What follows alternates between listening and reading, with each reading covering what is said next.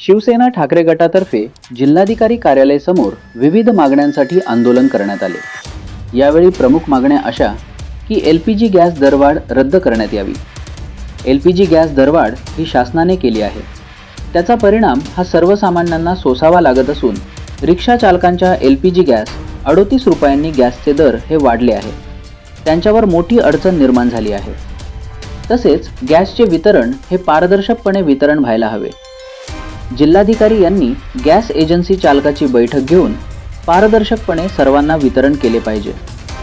पुण्याचे जिल्हाधिकारी यांनी ज्याप्रमाणे आदेश पारित केले आहे, 96 तासात गॅस ग्राहकांपर्यंत सिलेंडर पोहोचावे, या आदेशाची अंमलबजावणी करण्यात यावी। या विविध मागण्यांसाठी शिवसेना ठाकरे गटातर्फे आज जिल्हाधिकारी कार्यालयासमोर तोंडाला काळे मास्क लावत अनोख्या पद्धतीने राज्य सरकारचा निषेध करण्यात आला आहे। त्या अर्थाने आजच्या आंदोलनाची रूपरेषा नक्कीच तुम्हाला वेगळी वाटली असेल, पण त्यामागचं खरं कारण आहे आंधळं प्रशासन आणि मुकी झालेली जनता, ज्याला या सरकारने अच्छे दिनच्या नावाखाली अक्षरशः गाजर देऊन सगळ्याच कंडिशनमध्ये फक्त वेठीस आणलेलं आहे। आज बघायला गेलं तर प्रशासनाने सर्व ठिकाणी लोकांना हतबल करून ठेवलेलं आहे। आमचे उद्धव साहेब या प्रशासनासाठी नेहमी एक शब्द बोलतात की मला नाही आबरू आणि मी कोणाला घाबरू, अशी गत या प्रशासनाने आता सध्या करून ठेवलेली आहे।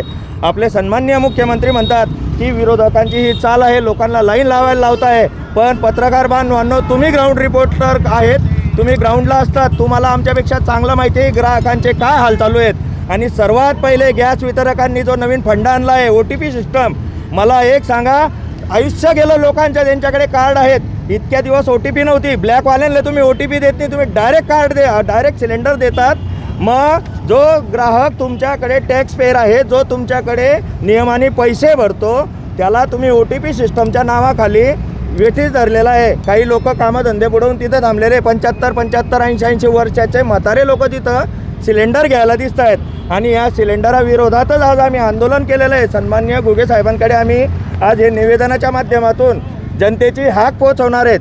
पण याच्यात जर 8-10 दिवसात सुधारणा नाही झाली, कारण येणाऱ्या 2 दिवसात आपला सर्वात मोठा सण गुढीपाडवा आहे, मुस्लिम बांधवांचे ईद आहे, आणि या चैत्र महिन्यात बऱ्याचशा जयंत्या असतात, सण असतात, सर्वांना 1000% इंधनाची गरज आहे। आणि जर इंधनच नसेल, हॉटेल व्यावसायिकांना आणि सर्वात महत्त्वाची गोष्ट, आज रिक्षा चालकांना 4 पंप आहे, एकही ठिकाणी गॅस उपलब्ध नाही, आणि रिक्षा चालकांनाही नाईलाजाने त्यांना भाडेवाढ करावी लागली, आणि त्याचा सर्व आर्थिक भार सर्वसामान्य जनतेवर येतोय।